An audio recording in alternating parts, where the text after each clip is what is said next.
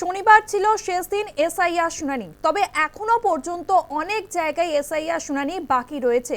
তাই আরো দিন যাতে বাড়ানো হয় সেই আবেদন করা হয়েছে। এখনো অনেক জায়গায় শেষ হয়নি শুনানির সময় বাড়ানোর আবেদন কমিশনের কাছে। চূড়ান্ত ভোটার তালিকা প্রকাশের দিন বাড়তে পারে, আরো এক সপ্তাহ বাড়তে পারে তালিকা প্রকাশের দিন। সিও মনোজ কুমার আগরওয়াল কি বলেছেন এ নিয়ে শোনাবো আপনাদের।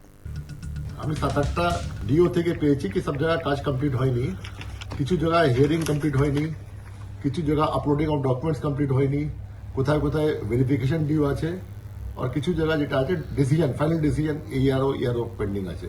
এটা নিয়ে যেটা লাস্ট ডেট ছিল 7 তারিখ, আজকে ছিল, ওটা আমি 7 দিন এক্সটেনশন চেয়েছি, 14 তারিখ পর্যন্ত টাইম চেয়েছি। তাহলে কি আপনার চূড়ান্ত ভোটার তালিকার জন্য সেদিনটাও কি তাহলে পিছিয়ে যাবে? নিশ্চয়ই, দেখুন এটা পিছবে, তারপরে এরপরে তো একটা প্রসিজার আছে, আমাদেরকে টেস্ট চেক করতে হবে, তারপরে 10 তারিখ পর্যন্ত আগের ডেট ছিল কি এটা যাবে ইসিআই কাছে, তো 10 তারিখ পরেই যাবে ইসিআই কাছে, 3-4 দিন ইসিআই নেয়, আগে ছিল 14 পর্যন্ত ইসিআই এটা।